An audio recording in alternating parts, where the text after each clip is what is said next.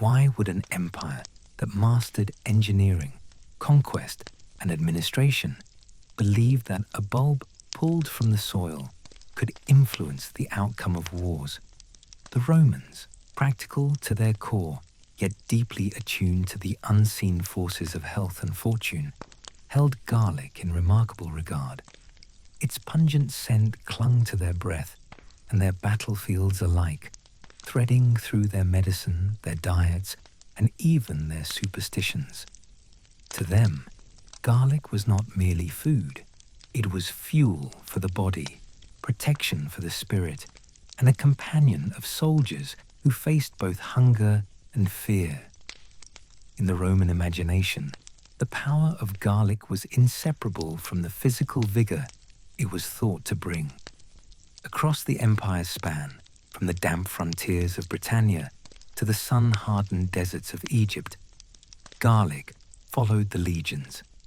Its presence in rations and remedies spoke to a civilization that believed strength could be cultivated as tangibly as crops.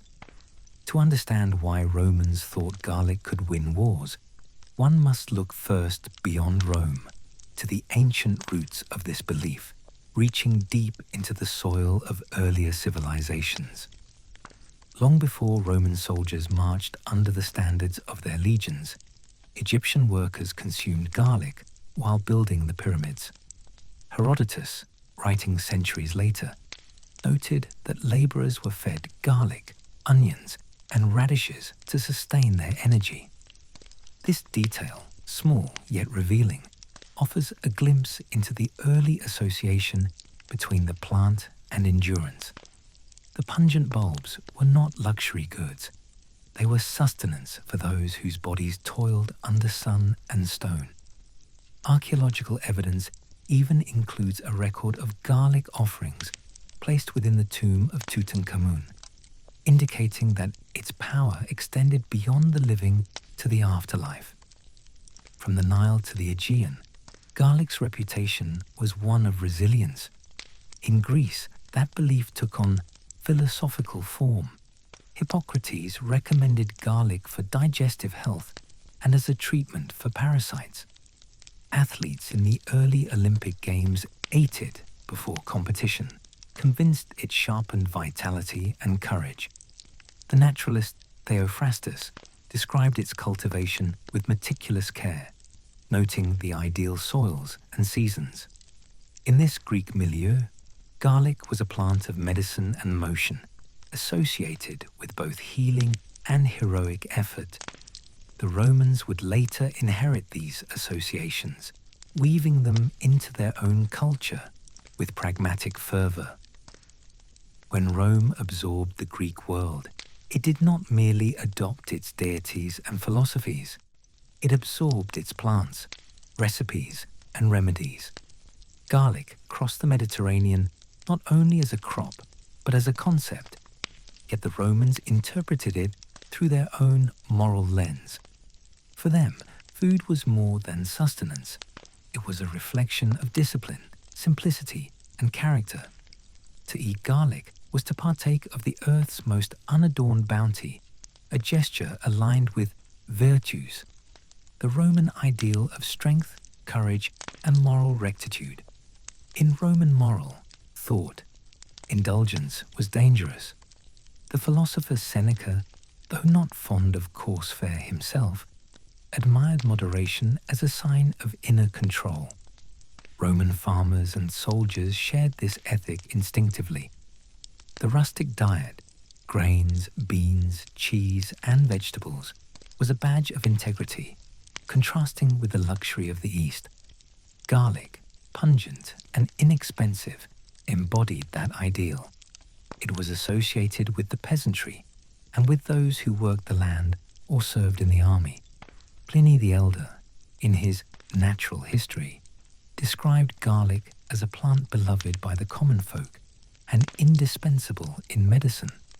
Its potency was acknowledged with respect, even if its odor marked one as unfashionable among the elite. That odor, however, mattered little to the soldiers who carried garlic into battle. The The legions needed food that was durable, nourishing, and easy to transport. Garlic fit all these needs. It kept well, flavored simple dishes, and was thought to ward off illness. Roman military rations, often monotonous, could be enlivened by a few crushed cloves mixed into grain or stew. More than flavor, though, garlic was believed to fortify. Its heat in the mouth seemed to echo heat in the blood, a warmth that promised stamina and courage. Soldiers might chew it before a march or consume it before combat, not as ritual, but as routine, merging nutrition with superstition.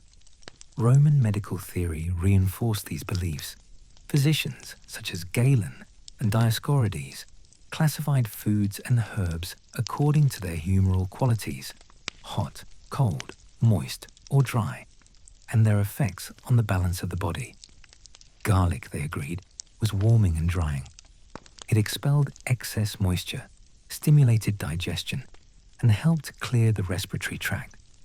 Dioscorides listed it as an expectorant, diuretic, and even as an antidote to poison. Pliny claimed it could drive away serpents and evil influences, and when mixed with wine, cure bites and infections. In a world where the boundaries between medicine, magic, and religion were porous, these claims were not contradictory. They reflected a worldview where nature's powers could be harnessed through observation and faith alike. Roman domestic life, too, bore the mark of garlic. In the countryside, farmers cultivated it alongside onions and leeks, often near the edges of fields or between rows of vines. The plant was hardy and forgiving, thriving in modest soils. Its harvest filled kitchens, market stalls, and army supply wagons. Excavations in Pompeii and Herculaneum have revealed carbonized bulbs preserved in the ash, mute witnesses to its ubiquity. In Apicius, the Roman cookbook, garlic appears repeatedly, lending its intensity to sauces and dressings. The wealthy might prefer milder flavors, but even in elite cuisine, garlic's presence was difficult to escape. Among rural Romans, garlic also carried a protective aura. It was hung in doorways to repel misfortune, much as it was in Greek and later European folk traditions. Shepherds rubbed it on their flocks to ward off disease. Farmers placed cloves in the furrows of freshly tilled earth to bless the crop. Such customs, while humble, expressed a continuity of belief. Garlic's power lay in its vitality, its ability to assert life against decay and danger. For a people who revered Mars, god of war and agriculture alike, that vitality resonated on both the battlefield and the farm. To march under the Roman standard was to live within a disciplined machine. But the individual soldier's experience was earthy and immediate. Garlic became part of the sensory world of the army. The smoke of campfires, the tang of wine, the sting of sweat and dust. Letters and accounts from frontier camps mention the provisioning of herbs and vegetables when possible, and garlic was among them. It served not only as food, but as a kind of comfort from home, a flavor familiar in distant lands. In the damp forests of Germania or the windswept plains of Dacia, that familiarity could mean more than taste. It was a reminder of Rome's enduring presence in every mundane act. Garlic's reputation as a ward against harm extended even to superstition within the ranks. Some soldiers believed it could repel evil spirits or ill omens. Its smell, sharp and unmistakable, was thought to drive away the invisible forces that might bring sickness or cowardice. Before a campaign, offerings of garlic might be placed at small shrines or shared among comrades. Though such acts were rarely formalized into religion, They reflected the Roman tendency to blend practicality with reverence. The gods might favor those who took sensible precautions. As the empire expanded, garlic traveled with its legions and settlers, spreading its cultural meanings across continents. In Gaul and Britannia, it grew in newly ploughed fields. In North Africa, it mingled with local culinary and medicinal traditions. Its Latin name, Allium sativum, appears in agricultural treatises and estate records, a sign of its integration into imperial life. By the late empire, it had become so common that writers scarcely commented on it except to note its odor. Yet beneath that familiarity lay centuries of accumulated belief, a quiet conviction that nature's simplest gifts could sustain the mightiest empire. Garlic's symbolic power did not end with Rome's decline. Medieval monastic herbals, drawing on classical texts, continued to praise its virtues. The monks of Europe, heirs to Roman and Greek medicine, cultivated it in their physic gardens. They used it in remedies for coughs, fevers, and digestive troubles. The continuity was unbroken. The logic of warmth and vitality persisted, adapted to Christian cosmology. Garlic's pungency became, in some accounts, a metaphor for the moral clarity of the humble, a virtue that dispelled corruption, both physical and spiritual. As the Roman world matured into empire, garlic's place in daily life became both unremarkable and indispensable. It appeared everywhere, on the tables of soldiers, in the gardens of peasants, in the records of physicians, and in the rituals of farmers seeking fortune for their crops. Its scent drifted through military camps and city kitchens alike, binding the experiences of emperor and laborer through the shared simplicity of sustenance. Garlic's persistence reflected the Roman ability to transform necessity into culture, to elevate the useful into the meaningful. In the Roman army, provisioning was an art as critical as warfare itself.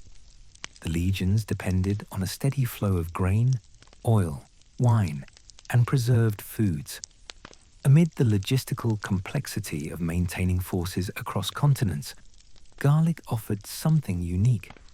It required no preservation beyond its own skin. A bulb could last for weeks in a soldier's pouch. It needed no cooking and could transform even spoiled or bland rations into something tolerable. Records from military supply stations along the Rhine and in Egypt list garlic among standard provisions, priced low but valued high. The officers who managed rations understood that a soldier fed on practical fare would endure longer than one dependent on luxury.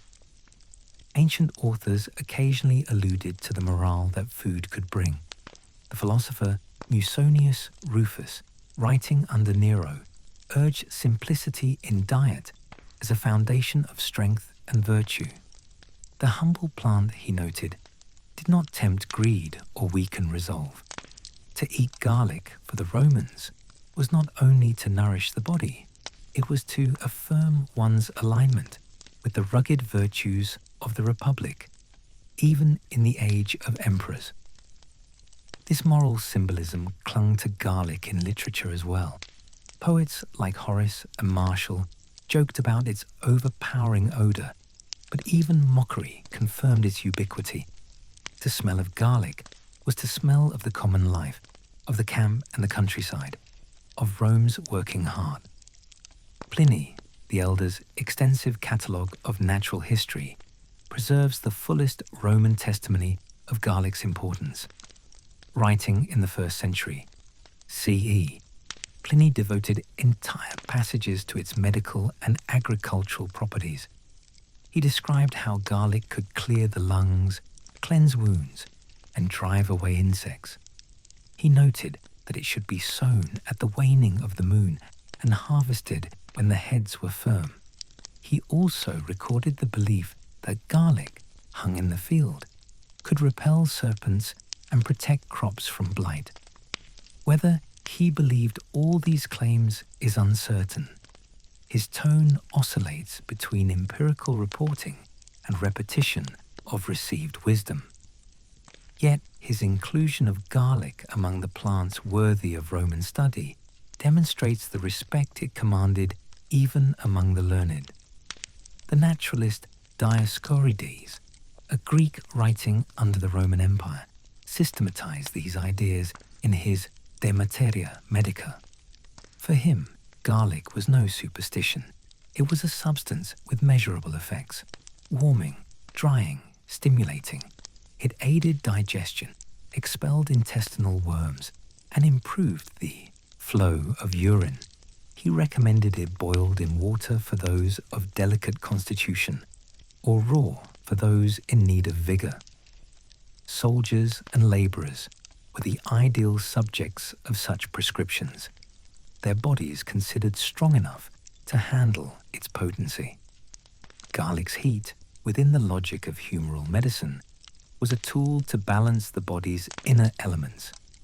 Its consumption was a way to harmonize with the forces of nature. Roman physicians practiced this understanding with devotion to detail. Galen, perhaps the most influential medical writer of antiquity, categorized garlic as both food and drug. He warned that its excess could inflame the stomach, but praised its ability to purge harmful fluids. In field medicine, where antiseptics were few, crushed garlic mixed with vinegar or wine served as a topical cleanser. Its pungency to Roman senses was proof of its activity. To sting, to burn, to cause tears, these were signs that it worked. In a world without microscopes, such sensations were evidence enough of potency. Even outside medicine, garlic acquired symbolic strength. Roman religion did not isolate the divine from the material. The same plant that seasoned a meal might also avert misfortune. At rural festivals like the Lemuria, when families performed rites to placate restless spirits, garlic was sometimes used as an offering or a ward.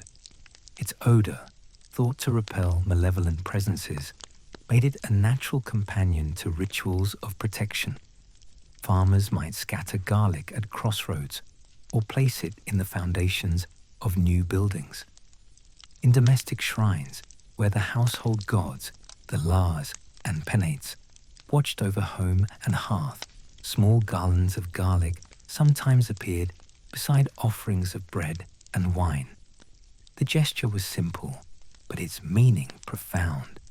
The defense of the home began with what the earth provided. This blending of the sacred and the mundane gave Roman life its texture. Garlic was not a symbol of wealth or divine favor. It was a symbol of continuity.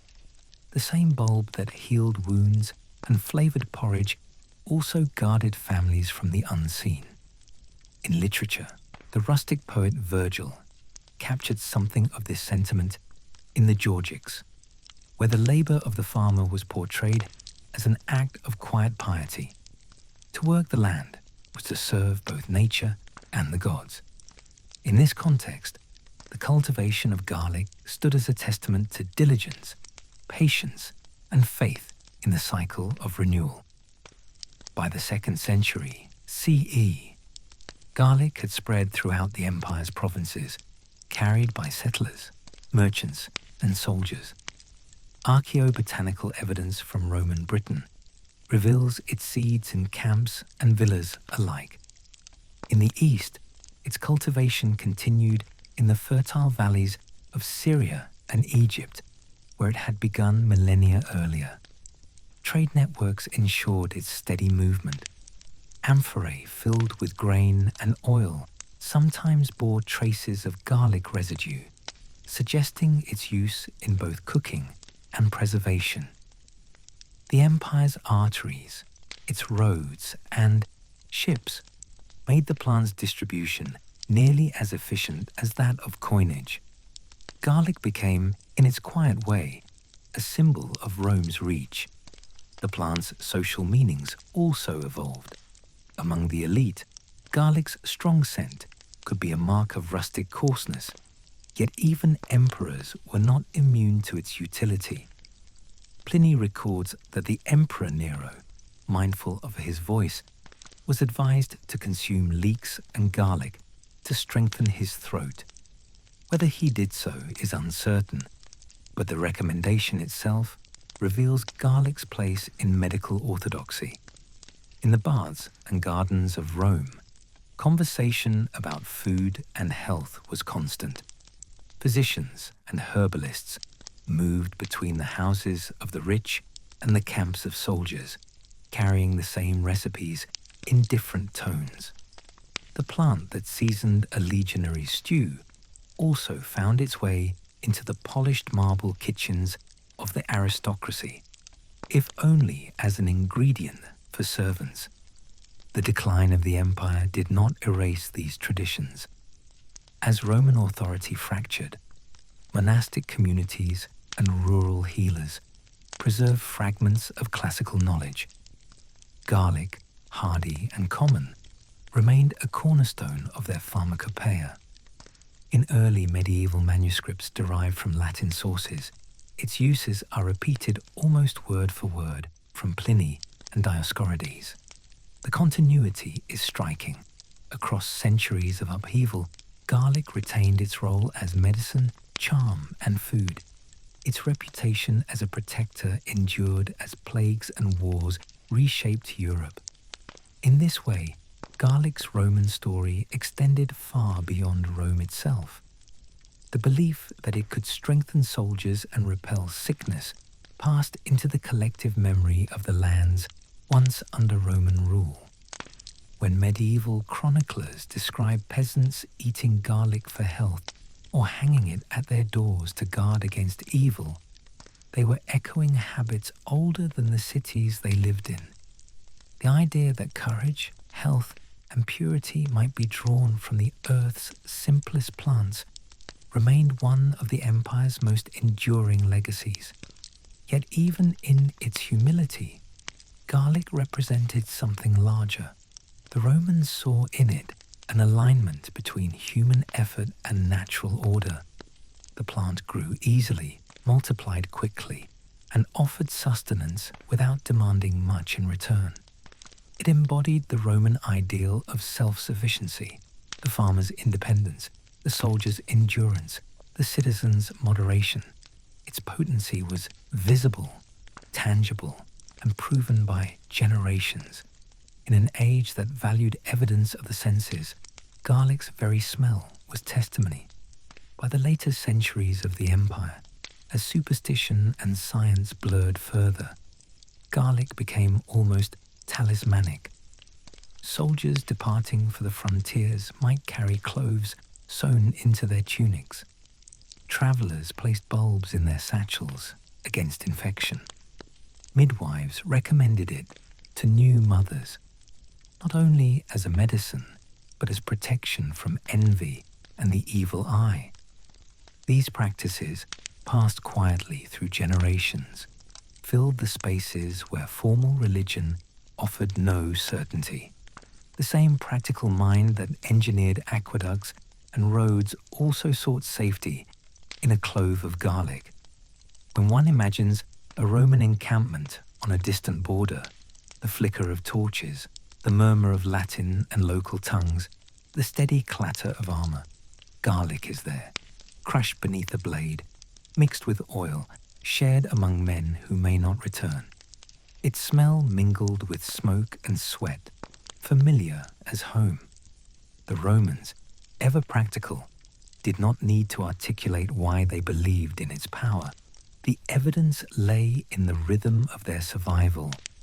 Through the long centuries that followed Rome's political collapse, the belief in garlic's potency never disappeared. It changed language, form, and explanation, but not substance.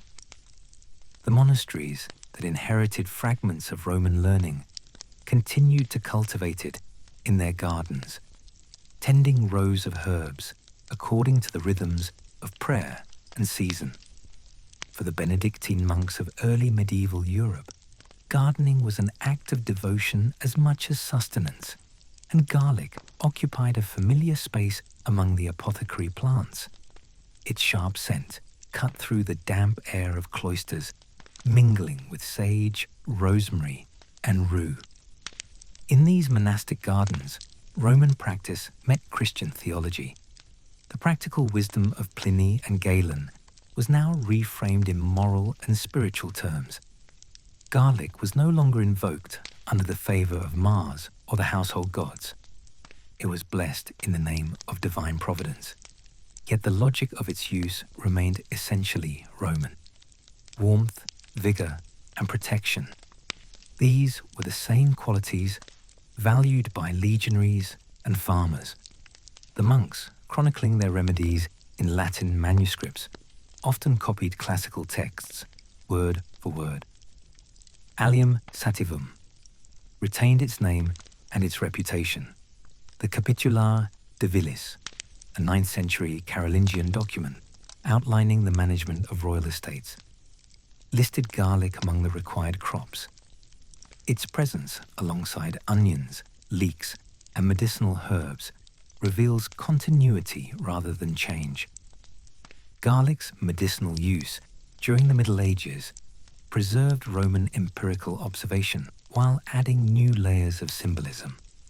Physicians trained in the artes medicinae of Salerno or Bologna studied translations of Galen and Dioscorides. They wrote of garlic's ability to purge the body of impurities and to balance the humours, much as their Roman predecessors had. In an age that feared unseen contagions, garlic became a trusted ally. During outbreaks of plague, people hung bulbs in windows, wore them as amulets, or mixed them with vinegar in the hope of cleansing the air. These practices were not mere superstition. They echoed centuries of belief in garlic's power to drive away corruption, whether physical or spiritual. The medieval kitchen mirrored the ancient campfire. Garlic-flavored peasant stews, fish preserved in brine, and bread spread with lard. Its taste was the language of endurance. In southern Europe, where the Roman influence had been strongest, garlic became indispensable. In the north, it was less common, its pungency considered foreign or rustic. Yet even in the monasteries of Britain, records show it being grown and prescribed. The Leech Book of Bull, a 10th century Anglo-Saxon medical text, included a preparation of garlic and wine for wounds and infections, a recipe whose lineage can be traced directly to Roman field medicine. The continuity extended beyond medicine and food into folklore. Medieval people believed that garlic, like iron or holy water, could repel malevolent spirits. Travelers carried it for protection on dangerous roads. Sailors took it to sea, believing it guarded against storms and disease. In the countryside, garlic was hung in barns and tied to the necks of livestock to ward off misfortune. These habits were the cultural afterlife of Roman domestic rituals. The same reasoning applied. If garlic could repel decay and illness, perhaps it could also repel invisible evils. The medieval mind, inheriting both Christian and classical ideas, saw no contradiction in such reasoning. By the Renaissance, scholars rediscovering ancient texts encountered garlic anew through the writings of Pliny and Dioscorides. Their revival of classical learning reaffirmed the plant's place in medicine and agriculture. Herbalists such as Pietro Andrea Mattioli and Nicholas Culpeper translated and annotated these sources, preserving garlic's description in meticulous detail. They noted its warming qualities, its ability to cleanse the lungs, and its use as an antidote to poison. Physicians continued to recommend it for heart ailments and respiratory conditions.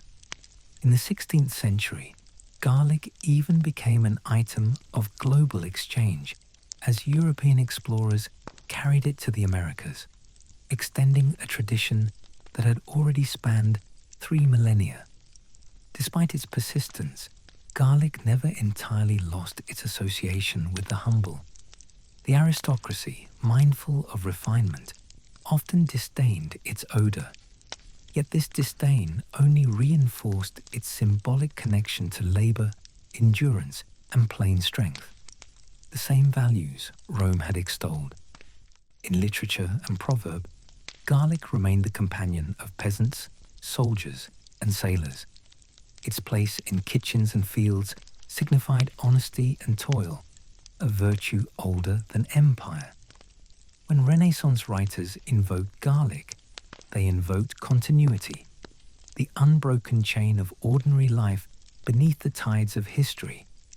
The scientific revolution began to erode the mystical aura surrounding plants, but garlic retained its practical respect.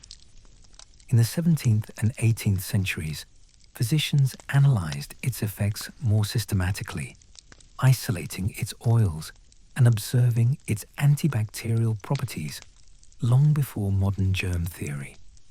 The old Roman belief that garlic purified the blood found a new, empirical justification. The plant's sulfur compounds, responsible for its sharp odor, indeed possess antimicrobial qualities. Modern chemistry would later confirm what generations of farmers and soldiers had sensed through experience. The continuity between observation and experiment made garlic a rare survivor of ancient wisdom within modern science. Yet the story of why Romans thought garlic could win wars lies less in chemistry than in worldview. The Roman soldier who chewed garlic before a march was not performing an experiment, but enacting a philosophy of resilience. To the Romans, strength was cultivated through routine acts, through the foods one ate, the discipline one maintained, the alignment of body and will. Garlic represented the unity of these principles. It was the plant of endurance, bridging the physical and the moral. Its heat mirrored courage. Its persistence in the soil mirrored perseverance in battle. When writers like Pliny recorded that it fortifies the body against fatigue, they expressed a conviction shared by an entire civilization. In the modern world, echoes of that conviction remain. Mediterranean cuisines still rely on garlic as their defining note, a flavor that speaks of history as much as taste. In rural Europe, garlands of garlic continue to appear at harvest festivals, remnants of rituals that once invoked fertility and protection. The association between garlic and vitality endures even in popular imagination. From folk medicine to myth, it is a legacy that began in the Roman camp and the Roman kitchen, carried forward by countless unnamed hands. To trace this continuity is to glimpse how the mundane becomes monumental. Garlic, in its quiet way, embodies the endurance of Roman culture itself, adaptable, utilitarian, and bound to the rhythm of human need. The empire's monuments have crumbled, its legions long dispersed, yet its understanding of the link between sustenance and strength persists. When modern medicine isolates the compounds that give garlic its power, it merely names what the Romans already intuited, that life depends not only on conquest and architecture, but on the humble arts of preservation and care. The scent that once clung to Roman soldiers and farmers has outlasted the empire that prized it. It drifts now through kitchens across the world, as constant as breath. Each crushed clove, sizzling in oil or pressed into bread, carries with it the memory of fields tilled by ancient hands and camps lit by ancient fires. In that continuity lies an answer to the question that began this story. Why the Romans thought garlic could win wars. They believed it because it was life condensed into flavor, earth and heat, labor and endurance, courage and cure. To eat it was to partake in the energy that sustained the body and, by extension, the empire itself. Garlic's legacy, therefore, is not merely botanical or culinary. It is cultural. It teaches that power often hides in plain sight, in the quiet strength of what endures. The Romans, pragmatic and reverent toward the ordinary, understood that a civilization's vitality begins not in its monuments, but in its habits. Garlic was one of those habits, a daily affirmation that survival itself is an art, that even the smallest act can echo through history. Across the immense expanse of the Roman Empire, garlic's cultivation was not confined to the gardens of Italy. From the olive-clad hills of Hispania to the delta of the Nile, it thrived wherever Roman hands tilled the soil. Agricultural writers treated it with the same seriousness as vines and grains. Columella, in his treatise De Re Rustica, recorded methods of planting and harvest with practical precision. He advised that garlic should be set in light, well-drained soil, in furrows spaced evenly for the flow of water and air. The cloves were to be pressed into the earth during the waning moon, covered lightly and kept free of weeds. He noted too that the plant should be rotated with legumes to preserve fertility, a principle that foreshadowed later agricultural science. Varro, another of Rome's great rural theorists, linked good farming to civic virtue. To cultivate the land was to participate in the moral order of the Republic, and garlic, a plant of modest requirements, symbolized self-sufficiency. Its hardiness suited the Roman farmer's worldview. Patient labor rewarded by dependable yield. It tolerated drought, resisted pests, and demanded attention only at the right moments. In this way, garlic became not only a crop but a moral emblem, a reminder that discipline and moderation produce strength both in the field and in the citizen. The empire's trade routes ensured that garlic, once harvested, traveled far beyond its place of origin. Amphorae of oil and grain carried hints of its scent as merchants blended it into condiments and medicinal salves.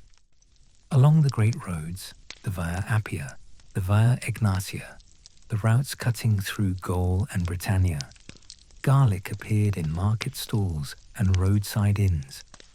In the bustling ports of Ostia and Alexandria, it mingled with the aromas of pepper, cumin, and fish sauce. The same bulbs that sustained soldiers in the northern frontiers flavored the diets of dock workers and sailors in the Mediterranean. It was one of the few ingredients that united the empire from end to end, transcending class and geography. Even Roman religion, steeped in ritual precision, occasionally acknowledged garlic's potency. Agricultural festivals, such as the Vinalia Rustica, honored the gods of growth and fertility. In these ceremonies, farmers offered the first fruits of the season to Jupiter and Venus, praying for protection against disease and blight. Garlic, with its sharp scent and hardy nature, often appeared among these offerings. Its odor was said to drive away the lemures, restless spirits that wandered at night, and to purify the air around sacred spaces. In the domestic sphere, garlic was rubbed on thresholds and doorposts during certain festivals, much as salt and bread might be used in later Christian households. The Shkedo idea was simple but enduring. What nourished could also defend. This belief extended to Roman superstitions about envy and the evil eye. Travelers might carry a clove of garlic in a pouch for protection, or farmers might hang it among their tools. Livestock, vital to rural life, were sometimes anointed with garlic-infused oil before ploughing season to ensure their strength. The connection between vitality, fertility, and the pungent plant ran deep. It was thought that garlic's internal fire, the same quality that made it warm the blood, could repel external threats. Romans were not a mystical people in the sense of their Eastern neighbors, but they respected the unseen balance between the human and natural worlds. Garlic, strong yet humble, embodied that balance. In cities, garlic was a constant presence, despite the complaints of the refined. Roman satirists delighted in mocking its odor. Horace jested that a meal of garlic could poison him worse than any venom, while Juvenal used it as shorthand for rustic simplicity. Yet their jokes betray how universal its use was. To make fun of garlic was to acknowledge its inevitability. In the crowded tenements of Rome, where cooking fires burned day and night, its scent wafted through corridors and courtyards, mingling with that of baking bread and boiling lentils. It was the perfume of ordinary existence. Among the poor, garlic was more than flavor. It was survival. It preserved food, masked spoilage, and provided trace nutrients in diets often lacking in variety. Its antiseptic qualities, though unrecognized in chemical terms, offered subtle protection against infection. Garlic steeped in vinegar was applied to wounds. Mixed with honey, it soothed the throat. Combined with wine, it eased digestion. Roman medical papyri and tablets from Egypt mention these preparations in passing, suggesting that they were part of everyday domestic knowledge rather than specialized craft. The physician might prescribe them formally, but the matron of a household or the soldier in a camp knew them by heart. The sensory experience of garlic tied Rome together in ways invisible to history. Imagine a legion encamped along the Danube, its tents aligned in geometric order. The evening fires flicker against iron helmets and wooden shields. A soldier grinds a clove of garlic into his meal of barley porridge and dried meat, savoring the only luxury he possesses. Hundreds of miles away, in a villa overlooking the Tiber, a cook in marble halls does the same for his master's supper, blending garlic with oil and herbs to season roasted vegetables. Across these distances of class and landscape, the same act repeats, binding empire to empire through habit and taste. In provincial towns, garlic markets reflected Rome's administrative rhythm. Taxes in kind sometimes included agricultural produce, and garlic could serve as payment for small dues. Its cultivation, though simple, required organization, irrigation, channels, storage sheds, and seasonal labor. Estates owned by senators or equestrians might dedicate small plots to garlic cultivation, especially in southern Italy and North Africa, where climate favored abundant harvests. Roman agronomists describe storing bulbs in cool, dry spaces to prevent sprouting, a practice nearly identical to modern methods. Clay jars filled with sand or straw preserve the bulbs for months, allowing for trade during lean seasons. As Roman agriculture evolved into a vast economic system, garlic's role mirrored the empire's priorities: practicality, durability, and adaptability. It was not glamorous, but it was reliable. The same qualities that made Roman engineering endure: standardization, efficiency, and resilience, were embodied in the cultivation of plants like garlic. It fed soldiers, laborers, and slaves, enabling the monumental works that defined the civilization.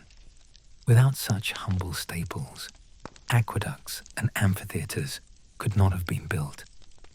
When Pliny wrote that garlic awakens the body, he expressed more than physiology. He captured a cultural ideal. Romans believed that vitality could be cultivated through the right balance of work, diet, and moral conduct. Garlic's heat symbolized that vitality, a fire within that mirrored the empire's outward expansion. Its simplicity reinforced the moral message that strength arose not from luxury, but from endurance. In this sense, garlic's supposed power to help win wars was as much metaphorical as medicinal. The soldiers who ate it were participating in a ritual of strength, a shared conviction that their vigor reflected the health of Rome itself. This idea persisted long after the legions dissolved. Medieval chronicles still associated garlic with fortitude and courage. Pilgrims on the road to Santiago de Compostela carried it for stamina and protection. In Byzantine manuals of military medicine, garlic remained a recommended food for soldiers. The continuity is almost astonishing, an unbroken thread from the Roman camp to the medieval Crusaders' march. Each era found new language to explain what experience had already proven, that this plant, ordinary yet powerful, nurtured endurance. To understand why the Romans trusted garlic is to glimpse their broader faith in tangible power. They were a people who measured strength by results, who believed that order arose from the disciplined repetition of practical acts. The cultivation of garlic was such an act, repeated endlessly across centuries and provinces, quietly reinforcing a worldview. It was neither divine revelation nor scientific proof that gave the plant its prestige, but the patient accumulation of experience. A farmer saw his crops prosper when garlic guarded the furrows. A soldier felt his vigor restored after a meal of it. A physician noted its success in healing wounds. In time, these experiences merged into certainty, and certainty became tradition. Along the edges of the Roman world, where civilization met wilderness and the line between order and uncertainty was thin, garlic took on a deeper meaning. The legions that garrisoned the Rhine, the Danube, and the deserts of Syria lived in conditions far removed from the marble comfort of Rome. Their existence depended on routine, the measured beat of drills, the rations distributed at dawn, the small rituals that preserved health and morale. Among these rituals, the presence of garlic was constant. Military supply lists found on tablets in Vindolanda, near Hadrian's Wall, mention onions and leeks, but also garlic, often noted among standard provisions. It was cheap, easy to transport, and required no special storage. More importantly, it was believed to keep the body strong in climates where cold, damp, and disease could erode vitality. When new recruits arrived at a camp, they entered a world shaped by discipline and habit. Meals were communal, eaten in barracks whose walls absorbed the scent of boiled grains and roasted meat. Garlic added both flavor and familiarity.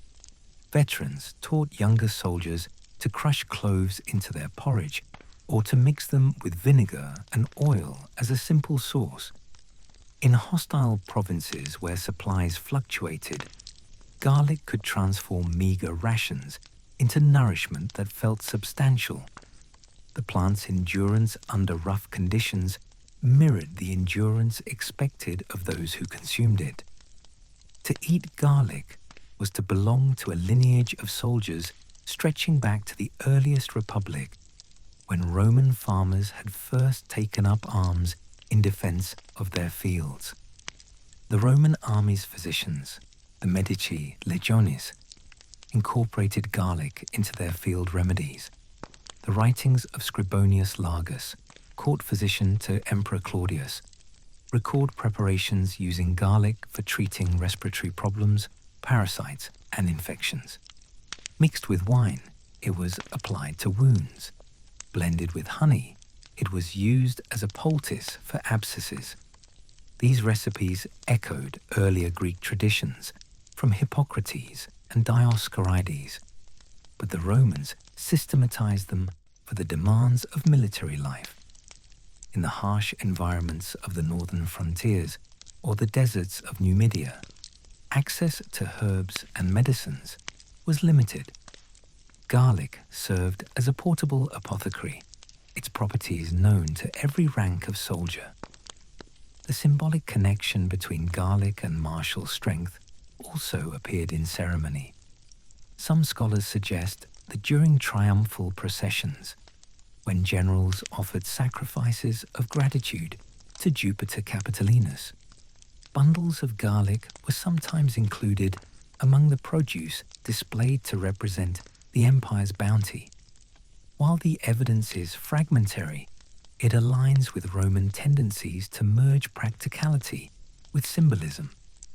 The same plant that sustained the army's body was displayed as a token of imperial vitality. The association endured in language. Even in late Latin, phrases invoking garlic often implied vigor and courage.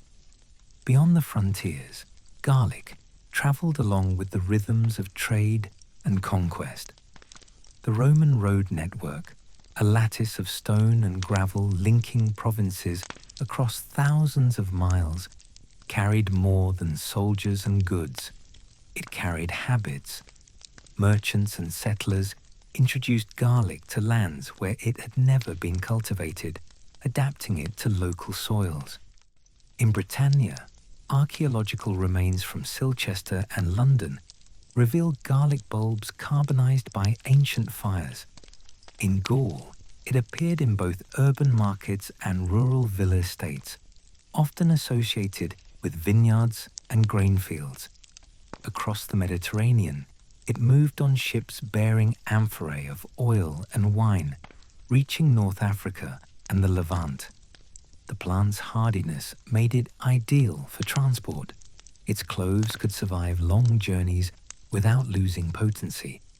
In the eastern provinces, particularly in Egypt and Syria, garlic already had deep cultural roots. The Romans encountered not an exotic novelty, but a familiar ally. Papyrus documents from Oxyrhynchus and Tebtunis list garlic among rations distributed to workers and soldiers stationed along the Nile. Egyptian priests, who had long recognized its medicinal and ritual uses, integrated it seamlessly into Roman administration.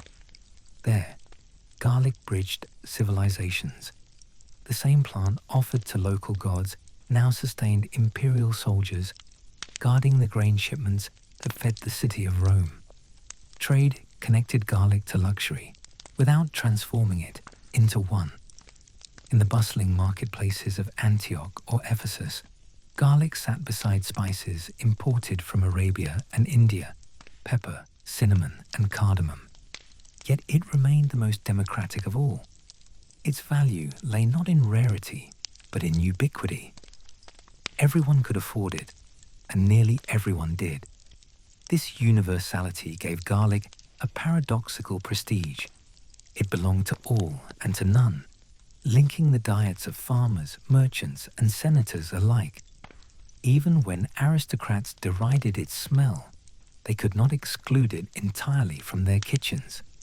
Apicius, in his celebrated collection of Roman recipes, used garlic in sauces and meat preparations, proving that refinement and rusticity were often separated only by degree. The rhythm of Roman life, military, agricultural, domestic, thus pulsed with garlic's presence. Its scent drifted through the empire's sensory landscape, mingling with that of olive oil, wine, and smoke. Travelers moving from province to province would have recognized it as a sign of familiarity, a reassurance that Roman order persisted even in distant lands, in the same way that the Latin language unified administration. Garlic unified the empire's palate. When the Western Empire began to fragment in the 5th century, Garlic's story did not end. It followed the currents of continuity that carried Roman customs into the medieval world. The monasteries that rose from the ruins of villas preserved not only manuscripts, but gardens. Within their walls, monks cultivated the same herbs and vegetables listed by Roman agronomists. Garlic appeared in monastic garden plans, such as the famous plan of St. Gall, drawn in the 9th century, which outlined specific plots for medicinal and culinary plants. The monks' records show that they continued to value garlic for its ability to strengthen the body and purify the blood. In the silence of these cloisters, where prayer alternated with labor, the same knowledge that had served legionaries now served healers and farmers. Byzantium, heir to the eastern half of the Roman world, carried garlic's reputation forward with characteristic pragmatism. Byzantine medical texts, drawing from both Greek and Roman sources, expanded its applications. The physician Paul of Aegina described its use for respiratory ailments, digestive problems, and even as a means of protecting against the plague. Soldiers in the Byzantine army, heirs to the legions, received garlic in their rations, just as their Roman forebears had. In the markets of Constantinople, the scent of garlic mingled with that of incense and spices from the east, a continuation of the sensory world of imperial Rome. The endurance of garlic across these centuries reveals how Roman practicality outlasted the empire's political structure. Where marble monuments crumbled, habits persisted. The people who inherited Roman lands may have spoken new languages and prayed to new gods, but they still crushed garlic into oil and spread it on bread as their ancestors had. This quiet continuity carried something of Rome's essence into the medieval world, the belief that strength could be cultivated through simple, reliable acts repeated with care. Archaeological discoveries across Europe attest to this endurance. In the ruins of Roman villas in Gaul, charred garlic cloves lie among fragments of pottery and glass. In the ashes of Pompeii, bulbs preserved by volcanic heat still bear the imprint of their papery skins. These remains are small, easily overlooked among mosaics and frescoes, yet they tell a story as eloquent as any inscription. They speak of daily life, of meals prepared and eaten without ceremony, of human beings seeking warmth and strength in a world often uncertain. If one were to walk through a Roman camp or village in the early morning, before the day's labor began, the air would carry faint traces of garlic. It would mingle with wood smoke, damp earth, and the scent of animals. In that mixture lay the empire's true continuity, not in triumphal arches or imperial decrees, but in the ordinary substances that sustained its people. Garlic, in its pungent simplicity, was a companion to endurance. As centuries passed and Rome's legacy faded into memory, garlic's symbolic meaning shifted, but never vanished. In Christian Europe, it became associated with protection against evil spirits, a reinterpretation of the older Roman idea that its smell repelled harm. Pilgrims on long journeys carried cloves for safety, much as soldiers once had. In folk medicine, it continued to represent vitality and courage.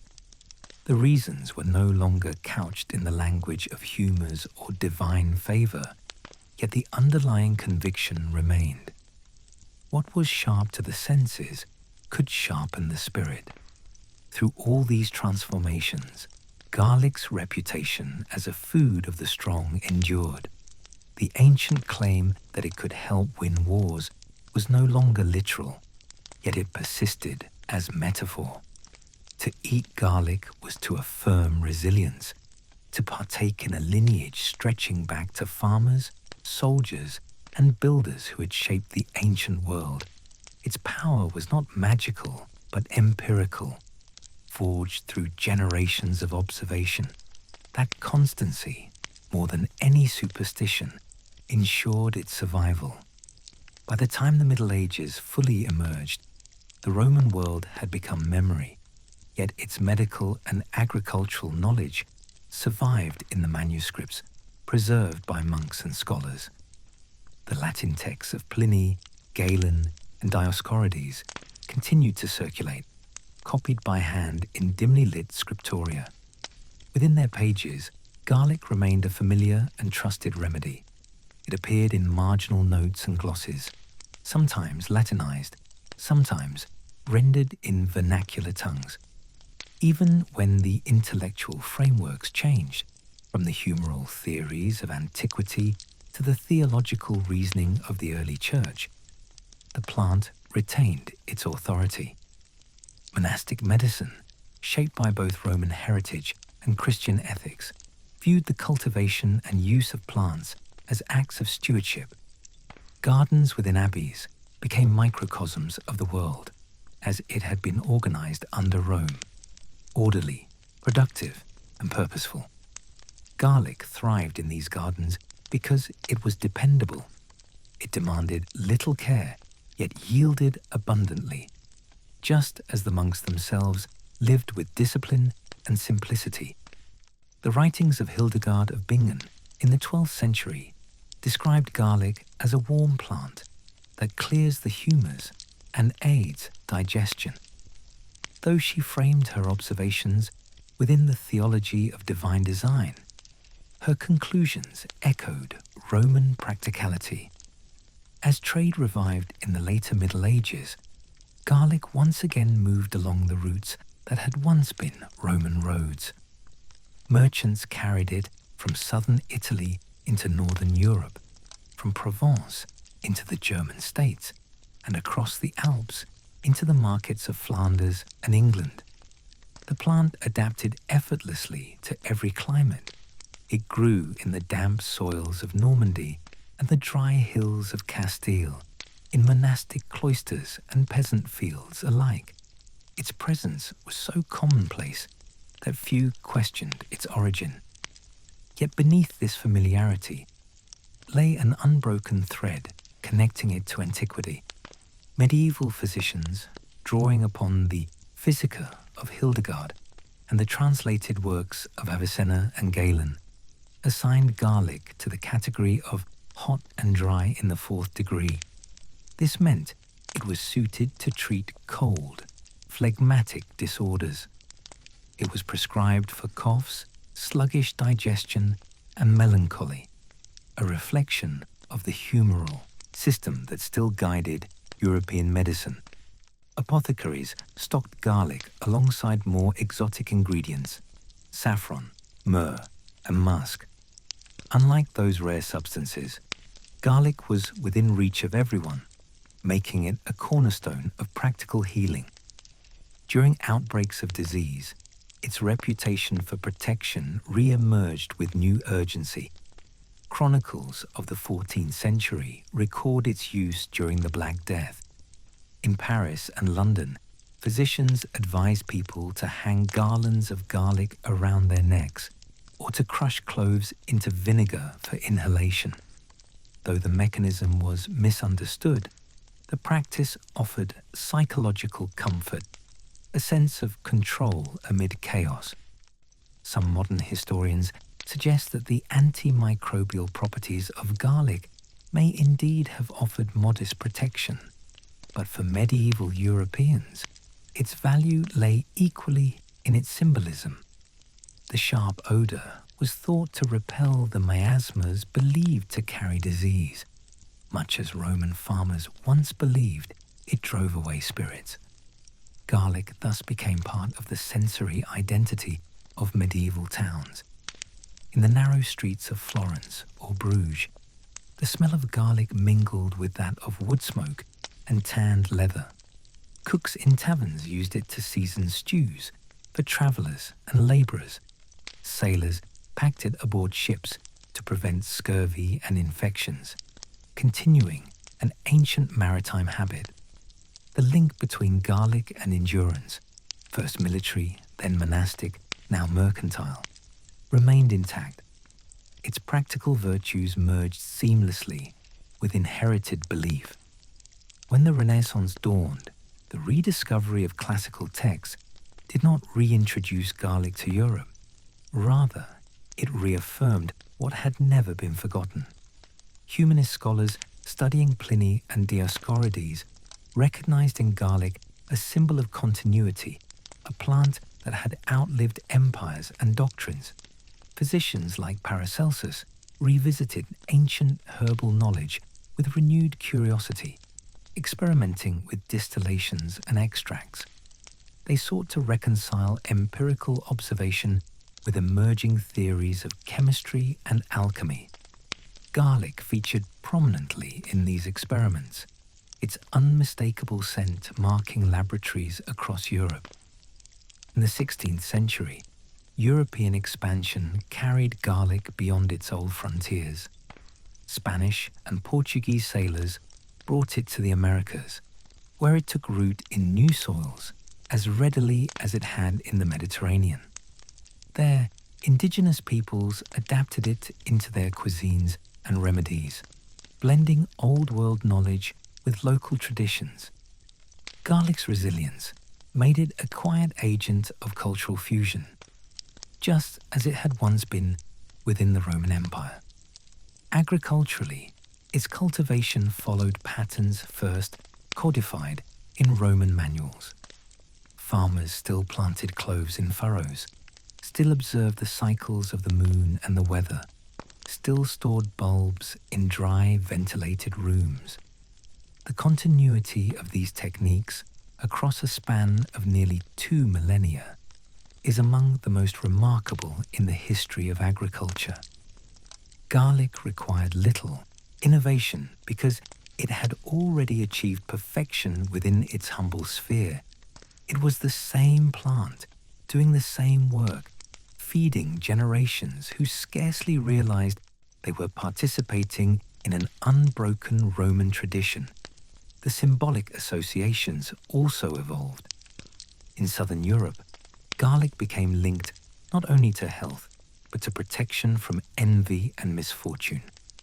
In Spain and Italy, people hung garlic braids near doors and windows to guard against the malocchio, the evil eye, a superstition with roots stretching back to Roman beliefs about envy and spiritual contagion. The continuity is more than cultural curiosity. It illustrates how deeply Roman ideas about the unseen balance between human and natural forces persisted, simply translated into new languages and beliefs. In Northern Europe, where garlic grew less abundantly, it acquired an air of rustic authenticity. It was the food of peasants and labourers, those who worked the fields as Roman farmers once had. Writers in the courts of France and England often mocked its pungency, echoing the tone of Horace and Juvenal. Yet the disdain of the elite only reinforced its association with vigour and honesty. To eat garlic was to live close to the earth, to possess the straightforward strength that civilization occasionally forgot. By the 17th century, when Europe entered an age of scientific inquiry, garlic found itself scrutinized anew. Physicians examined it not as a magical or humoral substance, but as a material object with observable effects. In 1720, during a plague outbreak in Marseille, doctors noted that those who handled garlic daily, farmers, cooks, and laborers seemed less susceptible. Though their conclusions were speculative, they echoed the Roman conviction that garlic fortified the body. The scientific lens had replaced the religious or philosophical one, but the belief itself remained unchanged. Even in the modern era, when chemistry finally revealed allicin as the compound responsible for garlic's antibacterial properties, the discovery did not diminish its ancient aura. Instead, it confirmed what centuries of experience had taught. The Romans, without microscopes or laboratories, had intuited through observation what science would later explain. Their belief that garlic could strengthen and protect was rooted not in myth, but in the slow accumulation of evidence repeated across generations. To imagine garlic's journey from the fields of Latium to laboratories of modern Europe is to trace the survival of Roman thought itself, practical, empirical, and enduring. The empire's grandeur may have vanished, but its respect for tested experience lived on in the most ordinary of places: the kitchen, the garden, the marketplace. Garlic's continuing presence in daily life is thus a quiet monument to Roman rationality, more enduring than marble or bronze. In the reflective quiet of evening, one might picture a Roman farmer of the 1st century BCE bending over his field, pressing cloves into the soil as dusk settles over the hills. The same gesture repeats in countless forms: a medieval monk planting beside a cloister wall, a Renaissance gardener tending a bed near a villa, a modern farmer sowing in mechanized rows. Across all these centuries, the act remains unchanged, a gesture of continuity linking the living to the dead, the present to the remembered. And in this repetition lies the answer to why Romans believed garlic could win wars. It was never merely about the plant's medicinal effects or its role in rations. It was about faith in the tangible, in the idea that strength comes from simple, consistent acts of care. Garlic's power was empirical proof that effort yielded endurance, that nature could be trusted if one worked in harmony with it. Rome's victories, both martial and cultural, rested on this same principle: persistence over spectacle, substance over ornament. As garlic passed through history, through monasteries, markets, and modern kitchens, it carried that principle quietly with it. Every meal seasoned with it, every remedy prepared from it, echoed an ancient conviction that resilience is not granted by the gods, but cultivated by human hands. The Romans, with their practical genius, had understood that lesson well. Garlic, in all its pungent simplicity, was their teacher and their companion, a small but enduring emblem of the empire that believed the world could be ordered through reason, labor, and faith in the material. When the Roman Empire faded from political existence, its habits did not vanish with it. Garlic, cultivated from the Iberian Peninsula to the Euphrates, continued to grow in the gardens of monasteries and the fields of farmers who scarcely knew they were tending a Roman legacy. Its resilience mirrored the quiet endurance of the Latin language itself, changing shape, absorbing local influences, but never disappearing. As kingdoms rose upon the fragments of Rome, garlic remained a companion of both peasant and pilgrim, a living fragment of imperial practicality that required no translation. The monastic orders that preserved learning through the early medieval centuries also preserved the Roman herb garden. Benedictine monasteries, following the detailed instructions of their rule, planted medicinal and culinary species according to inherited practice. Among the sage, rue, and mint stood garlic, valued for its power to cleanse and strengthen. In the cool cloisters of Europe's early abbeys, the monks recopied medical treatises that quoted Pliny and Galen. Their script, patient and unhurried, passed on not only the words, but the worldview of Roman empiricism. To plant, to test, to observe, and to record. These were Roman habits transmuted into Christian devotion. From the 9th to the 12th centuries, as trade revived between East and West, garlic traveled again along the old Mediterranean routes. Byzantine physicians brought with them the medical writings of antiquity, translated into Greek, Arabic, and Latin. In the cities of the caliphates, scholars studied and expanded upon Roman pharmacology, identifying garlic's humoral qualities and integrating it into the vast corpus of Islamic medicine. It was in Baghdad, Cairo, and Cordoba that Roman texts found new life, copied on paper instead of papyrus, annotated by new thinkers who viewed the body as a microcosm of the world. Through these exchanges, garlic's significance deepened.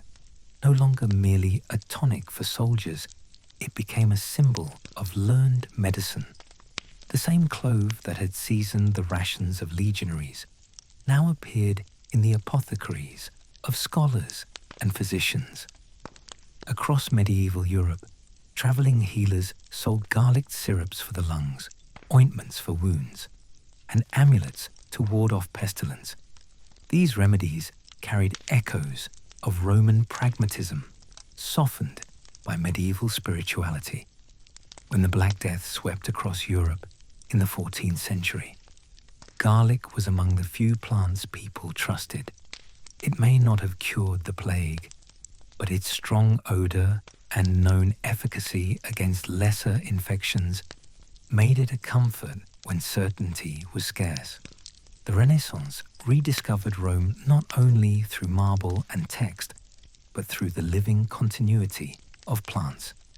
Humanist scholars like Niccolò Leoniceno and later Paracelsus revisited classical sources, reinterpreting Galenic theory through the lens of observation. In their gardens, the same crops that once grew under Italian sun flourished anew. The Roman understanding of garlic as a purifier of the blood and protector of the worker found scientific expression in experiments on digestion, respiration, and the circulation of the humors. Artisans, sailors, and soldiers continued to eat it as their ancestors had, while the educated began to describe it with new precision. As European ships ventured beyond the Mediterranean, garlic went with them. Spanish and Portuguese sailors carried it across the Atlantic and into the Indian Ocean. In the holds of caravels and galleons, bulbs of garlic traveled farther than Roman traders had ever imagined, taking root in new soils under unfamiliar skies. By the 16th century, it had reached the Americas, where indigenous peoples quickly adopted it into their own medicinal and culinary traditions. In the Philippines and Indonesia, garlic merged with local species, producing varieties that blended Roman legacy with tropical vitality. Its spread was not forced, but natural, an expansion driven by the same adaptability that had once allowed Rome to endure.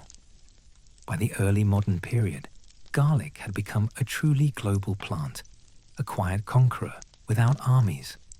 Its scent lingered in the markets of Lisbon, Alexandria, and Calcutta alike. Each culture interpreted it through its own lens. In China, it was known for warming the body's energy. In Africa, it protected against evil spirits. In Europe, it was linked with health, hard work, and rustic honesty. The Romans might not have recognized every custom that surrounded it, yet they would have understood the underlying respect, the acknowledgement of garlic as a steadfast companion in the labors of life. Meanwhile, in the growing field of botany, scholars sought to classify the natural world with the same thoroughness once reserved for imperial administration. When Carl Linnaeus named the species Allium sativum in 1753, he joined the plant to a lineage of human orderliness that could be traced back to Roman naturalists. To name was to know, and to know was to preserve. The botanical Latin echoed the Roman impulse to categorize and master the material world, and garlic's inclusion within that system ensured its continued presence in both science and culture. In the kitchens of Europe's early modern cities, garlic maintained its dual reputation as both essential and suspect. The upper classes, seeking to distinguish themselves from the laborers who consumed it daily, often avoided its pungency. Yet even among the elite, chefs could not entirely abandon it. Recipes from 17th century France, Spain, and Italy reveal its constant, if discreet, presence. The plant's reputation for strength persisted, and when epidemics struck, whether cholera, typhus, or influenza, people returned instinctively to the old Roman herb. Its association with health had become instinctive, its bitterness transformed into reassurance. As empires expanded and merged into the networks of modern trade, garlic became a marker of regional identity. In Provence, it was the soul of aioli. In Naples, the base of sauces that carried the scent of Roman ancestry. In Transylvania and the Balkans, it acquired layers of folklore, protecting homes against unseen forces of the night. Even these superstitions, often dismissed as quaint, can be traced to older Roman practices of using strong scents to purify and defend. What had once been the soldier's medicine and the farmer's tonic became the peasant's shield against misfortune. During the Enlightenment, the divide between faith and reason widened, but garlic, curiously, bridged it.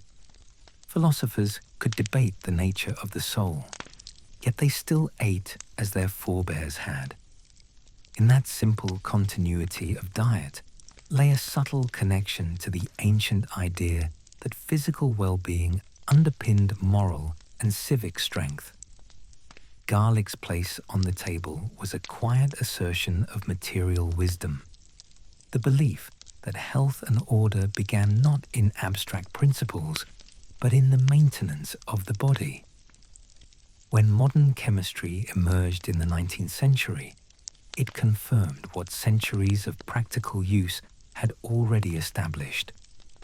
Scientists identified sulfur compounds as the source of garlic's medicinal power. Its antibacterial and circulatory effects, now measured in laboratories, aligned with Roman observations written nearly 2 millennia earlier. In their precise measurements, chemists paid unwitting tribute to those who had first observed garlic's effect on endurance and recovery. The circle of understanding, from field to laboratory, had finally closed.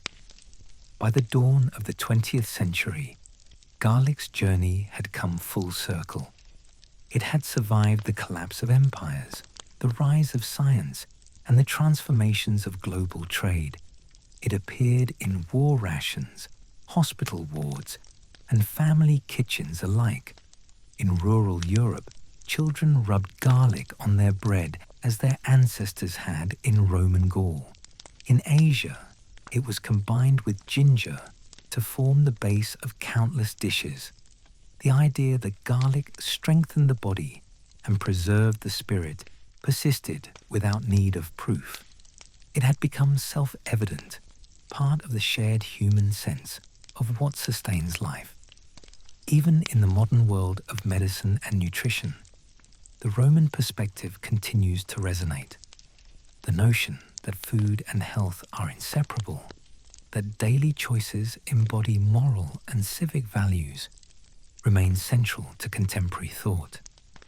Garlic, still modest and inexpensive, carries this lineage without proclamation. It connects the present to the past, not through monuments or text, but through the daily act of preparing food, of trusting in the ordinary.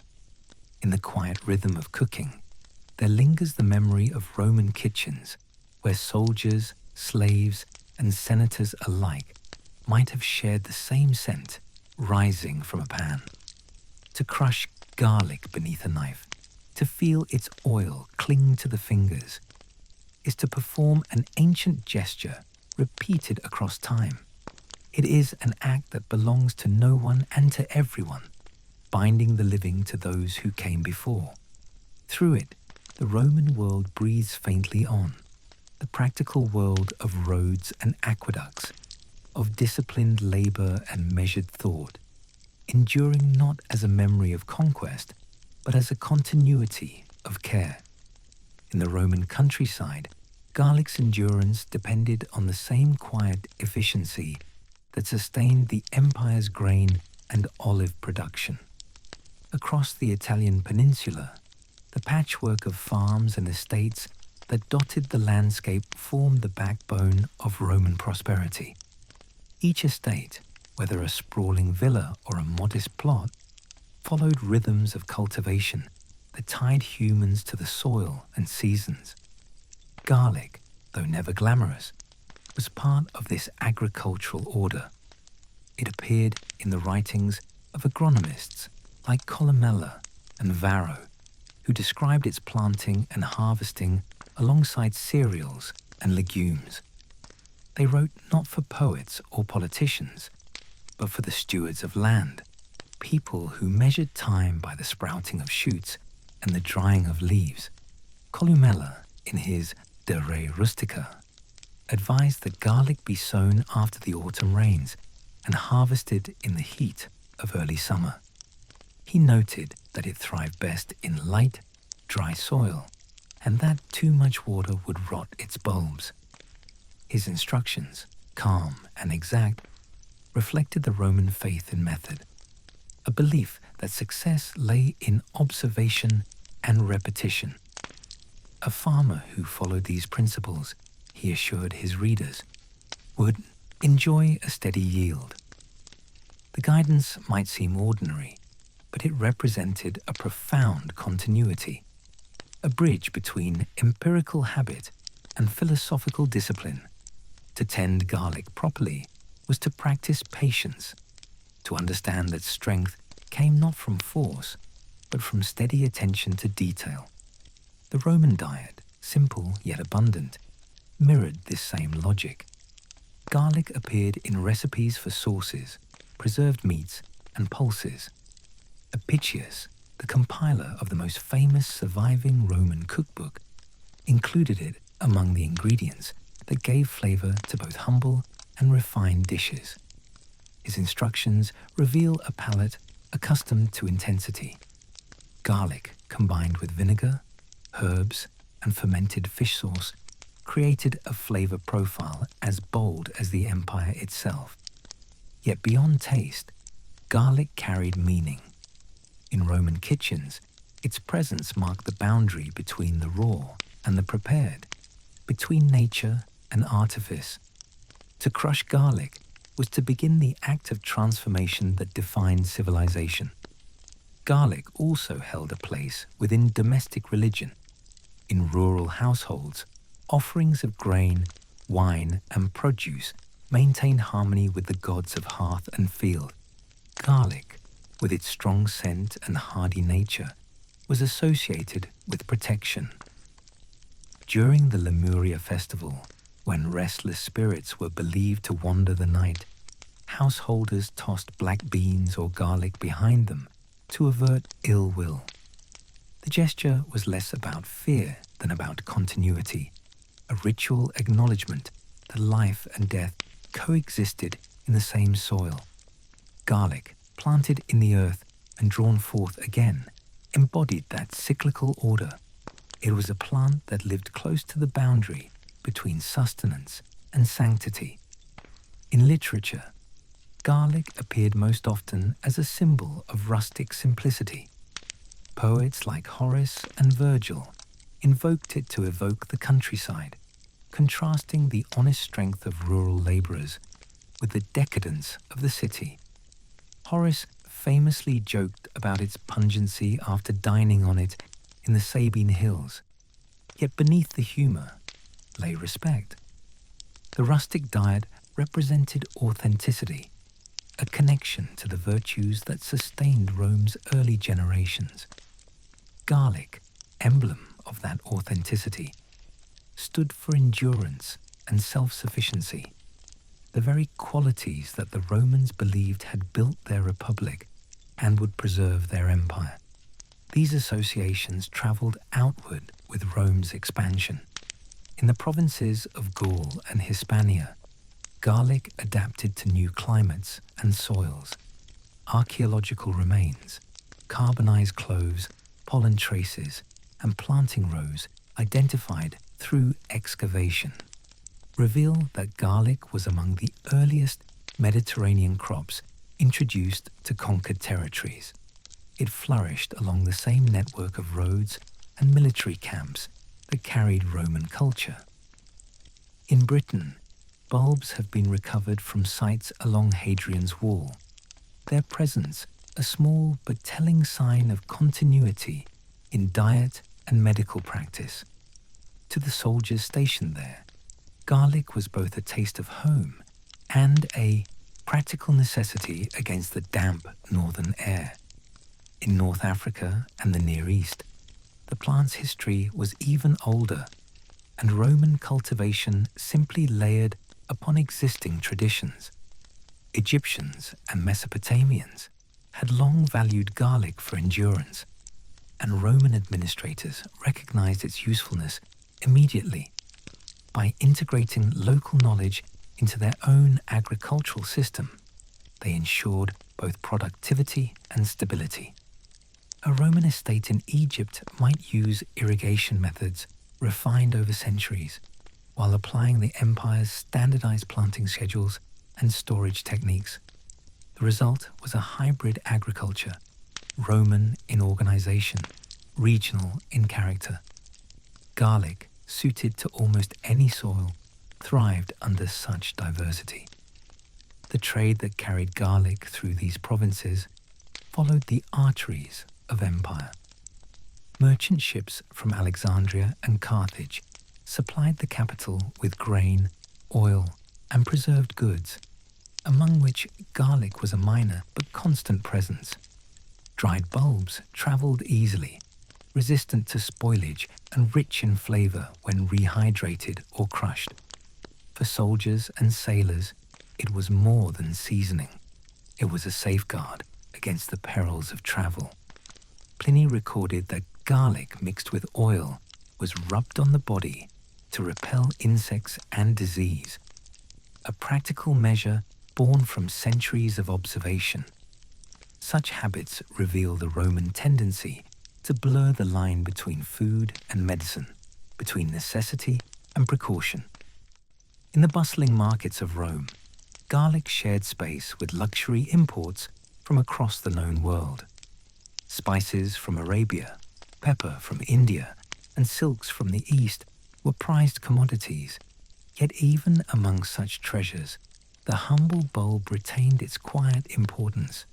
The poor could afford it, the rich might avoid it, but all recognized its potency. In taverns, it flavored cheap stews. In households, it seasoned bread and lentils. Its odor filled the city's narrow alleys, mingling with the scent of olive oil, smoke, and dampstone, a reminder that Rome's grandeur was built upon the labor of those who ate simply but worked endlessly. For physicians, garlic was part of a larger system of natural correspondences. Galen, whose influence would shape medicine for a millennium, categorized it as a hot and dry substance, suited to balancing the humors of the body. He recommended it for the stomach and lungs, and as a stimulant for those weakened by exhaustion. Roman medical texts describe preparations for nearly every ailment. Garlic boiled in wine for digestion, crushed with honey for cough, mixed with vinegar for wounds. These remedies were not mystical but methodical, grounded in repeated experience. Their endurance through centuries testifies to their efficacy and to the Roman habit of codifying practice into principle. Even the military used garlic in ways both practical and symbolic. The Roman legions, whose discipline depended on routine, treated diet as an extension of order. Rations were standardized: grain, salt, wine, oil, and occasionally meat. Garlic, inexpensive and durable, fit perfectly within this system. It added flavor to dry bread and porridge, prevented illness, and, perhaps most importantly, reinforced the sense of shared identity. To eat garlic was to participate in a tradition that stretched from the fields of Italy to the frontiers of the world. It was, in a subtle way, an assertion of Romanness, the belief that through discipline, even the simplest things could sustain greatness. Archaeological evidence supports this connection. In camps along the Danube and in desert fortresses of Egypt, residues of garlic oil and traces of bulbs have been found among the remains of soldiers' meals. These findings confirm what ancient texts suggest, that garlic accompanied the Roman army wherever it went. To modern eyes, such details may seem trivial, but to historians, they reveal the texture of daily life, the sensory reality of empire. The smell of garlic roasting over a campfire, mingling with the scent of smoke and leather, would have been as familiar to a Roman soldier as the clang of armor or the sound of marching boots. Through these layers of meaning, agricultural, domestic, medicinal, and military, garlic occupied a space few plants ever achieved. It was at once common and symbolic, humble and revered. The Romans did not romanticize it, they simply trusted it. In that trust lay the essence of their worldview, a faith in what could be cultivated, measured, and proven through time. Garlic, in its simplicity, embodied the virtue of persistence. To the Romans, who measured greatness not in spectacle, but in endurance, that virtue was the foundation of victory itself. The ubiquity of garlic in Roman life meant that its presence touched nearly every sensory register of the empire. To walk through a Roman market was to be immersed in a world of smells: smoke from cooking fires, the sharp tang of vinegar, the sweetness of figs, and the unmistakable sting of garlic. Vendors sold it by the braid or by the bulb, tied in clusters for easier transport. In frescoes and mosaics from Pompeii, garlic appears among baskets of fruit and vegetables, a familiar element of daily abundance. It was not an exotic product or a symbol of luxury, but part of the rhythm of ordinary exchange, the smell of sustenance in an empire that fed millions. The Roman appetite for garlic reflected the empire's geography. From the volcanic soils of Campania to the irrigated plains of Egypt, the plant adapted effortlessly. It was hardy, resistant to drought, and easy to store, making it ideal for regions where famine could turn swiftly from threat to crisis. Agricultural treatises of the period describe methods of drying and stringing bulbs to preserve them through winter months. Garlic, with its long shelf life and concentrated flavor, served as a safeguard against scarcity.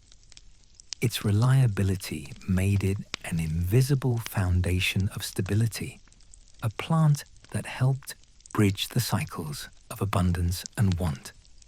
In the kitchens of the wealthy, garlic's use was measured, often balanced by honey or herbs, to soften its sharpness. For the poor, it was a principal source of flavor, mixed with oil or mashed into soft cheese to spread on coarse bread. The same plant united the classes in function, if not in refinement. Soldiers and farmers consumed it daily. Aristocrats might encounter it, disguised in sauces that concealed its rustic origins. Roman physicians recommended it for those engaged in physical labor, declaring that it fortifies the sinews and kindles the blood.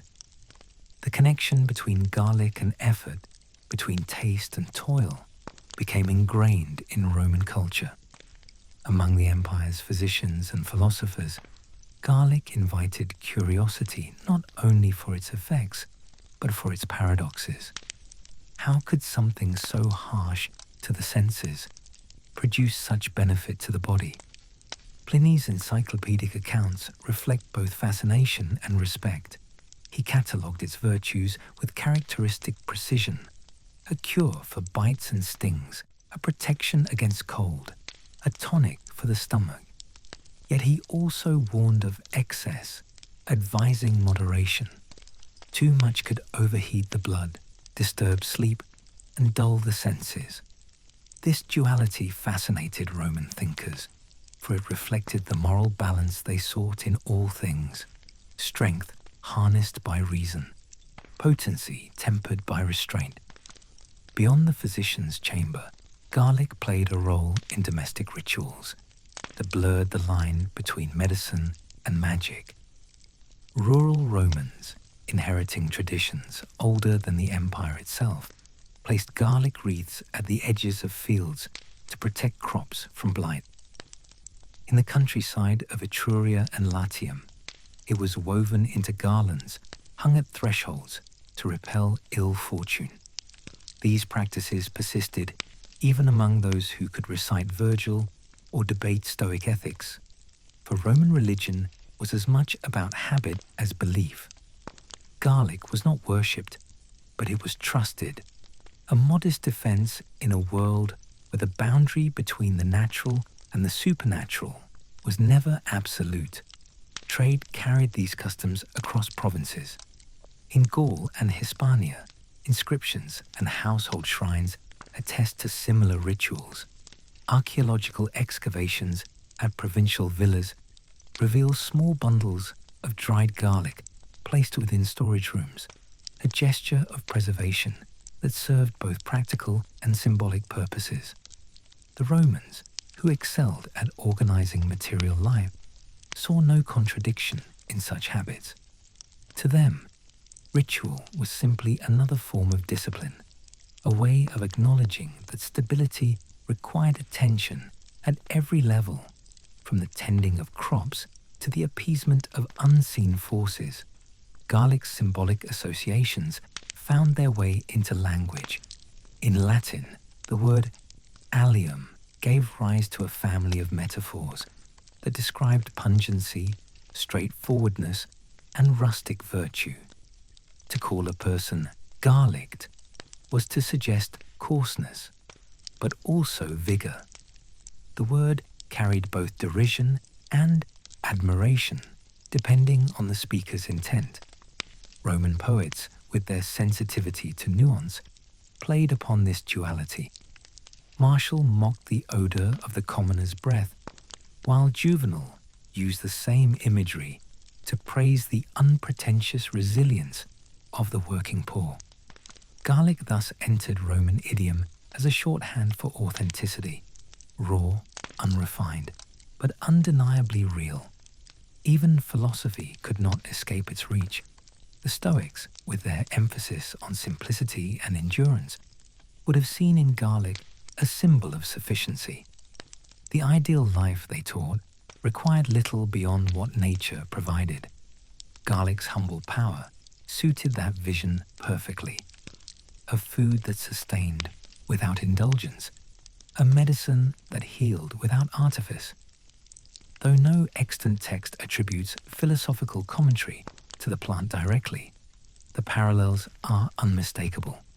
In its endurance, its capacity to thrive in any soil, Garlic embodied the Stoic principle of self-sufficiency, the ability to flourish amid adversity. The economic dimensions of garlic further reinforced its ubiquity. It required minimal investment, yet yielded consistent returns, making it a favored crop among smallholders. Market records preserved in wax tablets from Egypt list garlic among the staple produce traded by local farmers. The prices varied with the season, but remained stable enough to function as a kind of informal measure of value in rural economies. Its predictability mirrored the Roman desire for order. In a world where fortunes rose and fell with the tides of politics and war, garlic represented a rare certainty, a harvest that could be counted upon when others failed. Its portability also linked it to the movement of people. Slaves, freedmen, and soldiers all carried garlic as they traveled across the empire, ensuring that the plant's cultivation spread organically along routes of migration and settlement. In this way, the Roman world's human mobility became a vehicle for botanical expansion. Every transplanted clove told a story of adaptation, a soldier's transfer, a family's relocation, a merchant's journey. The empire's botanical map mirrored its demographic one, and garlic, more than most crops, reflected the interwoven destinies of its people. Over time, garlic's presence became so natural that it required no explanation. Roman writers rarely dwelt on its history or origins. They assumed it as part of the world's order, like the sun's rising or the flow of rivers. This quiet acceptance speaks volumes about Roman mentality. They valued not novelty, but reliability, not invention, but continuity. Garlic's constancy suited this temperament perfectly. It did not astonish, it endured. Its victory was not in spectacle, but in survival, an attribute the Romans admired above all. In the domestic sphere, garlic's function extended beyond sustenance to the sensory identity of home. The smell of crushed cloves mingled with the smoke of oil lamps and the warmth of baking bread. It was a scent that marked the threshold between public and private life. A Roman returning from the forum or the bath would recognize it instantly, a reminder that beyond the noise of politics and commerce, the household remained the center of life. To this day, the kitchens uncovered at Pompeii preserve traces of that intimacy. Mortars stained by oil and spice, garlic skins fossilized in the ash, frozen gestures of a daily routine interrupted but never forgotten. Through these intertwined layers of economy, medicine, ritual, and memory, garlic became one of the most enduring legacies of Roman material culture. While marble crumbled and inscriptions faded, the habits surrounding the plant continued unbroken.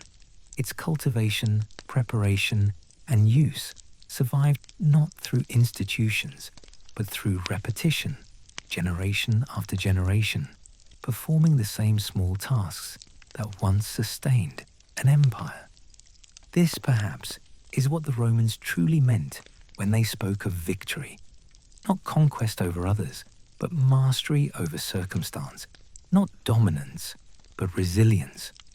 Garlic, the soldier's herb and the farmer's friend, was both symbol and proof of that endurance.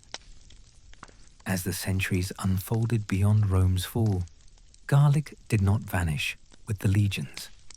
It passed quietly into the daily life of successor kingdoms, its cultivation continuing without interruption across the Mediterranean basin. The early medieval monasteries that preserved fragments of Roman learning also maintained gardens where garlic grew beside sage, rue, and fennel. Monastic herbal manuals copied from late antique sources repeated Pliny's recipes and Galen's proportions, often in Latin so close to the original but the language seemed untouched by time. The plant thus bridged the intellectual collapse that separated classical antiquity from the Middle Ages, surviving not through grandeur, but through utility. In the cloisters of southern France, Italy, and the Rhineland, monks prepared garlic-infused oils and salves to treat ailments that had changed little since Roman times: cough, digestive trouble, infection of wounds.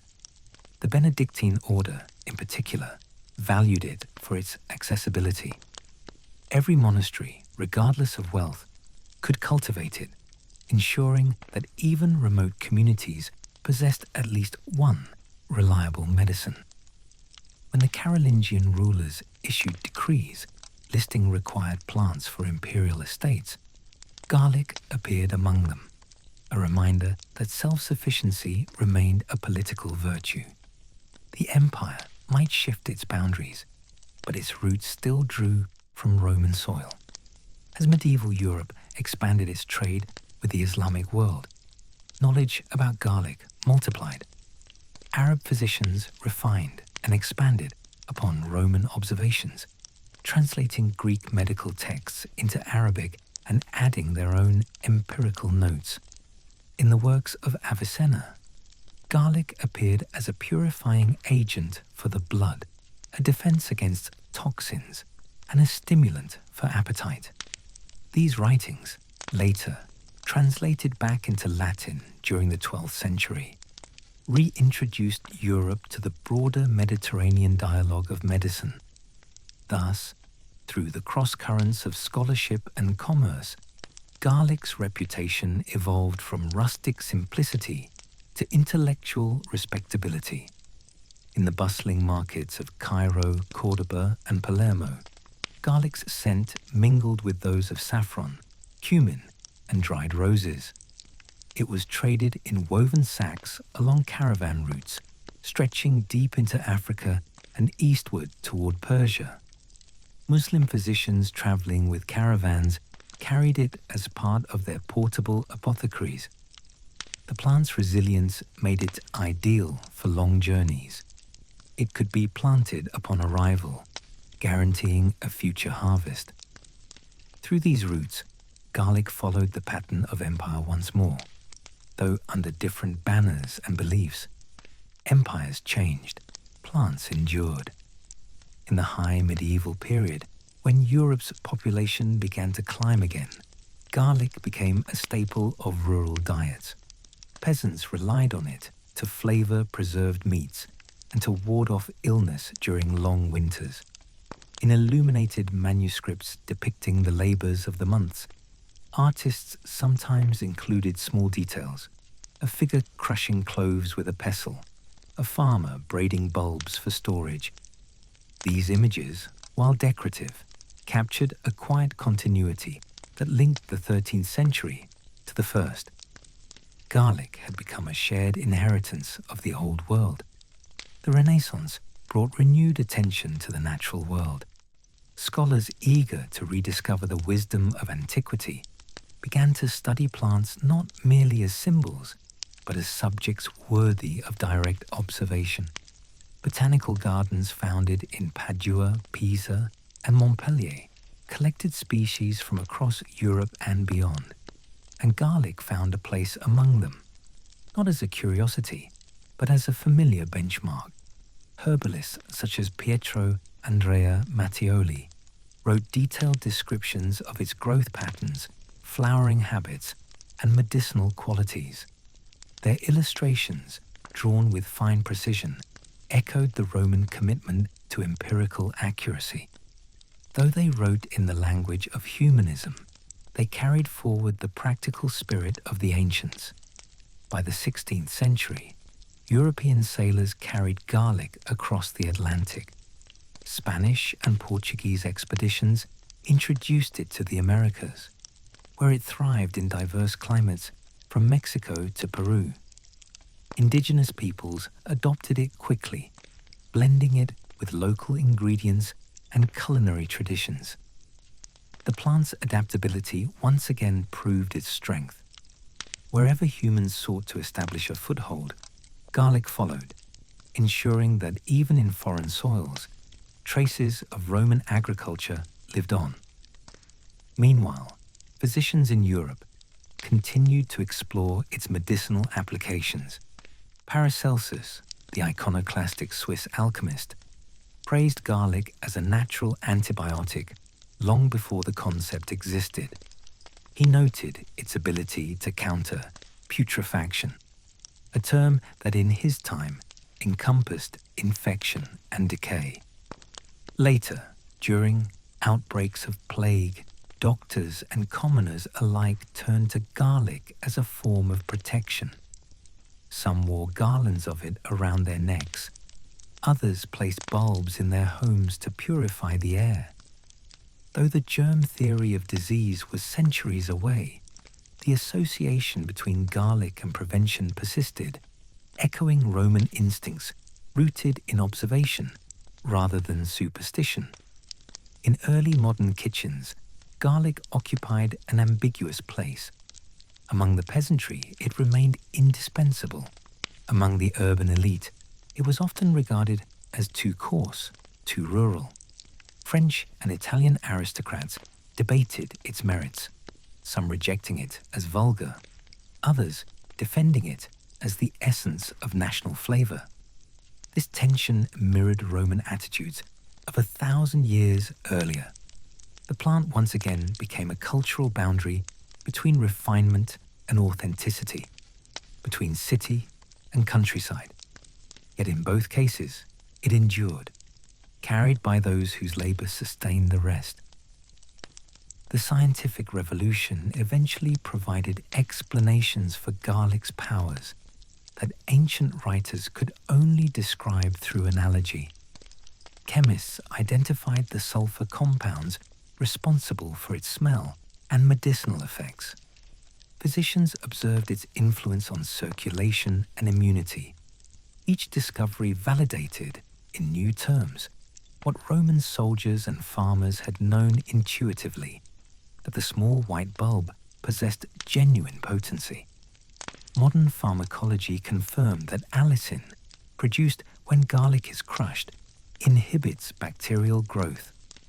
In laboratories and clinical studies, the plant's empirical truth emerged clearly, though stripped of the mysticism that once surrounded it. In this way, science closed a circle that began in Roman fields.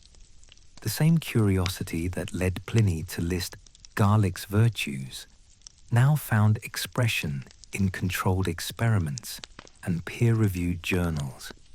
The Roman belief that garlic could strengthen soldiers or ward off disease was not entirely misplaced. It was an early intuition of biological reality. Though couched in the language of humors and omens, their conclusions reflected consistent experience. The difference between superstition and science across millennia proved to be one of explanation, not observation. Garlic's journey through history thus mirrors the evolution of human understanding itself, from survival to curiosity, from myth to measurement. Its continuity across eras testifies to the resilience of empirical knowledge, the kind born from repeated use and shared memory. No empire decreed that garlic should be cultivated. No edict enforced its preservation. It persisted because it worked, because it met fundamental needs in ways that neither conquest nor decay could erase.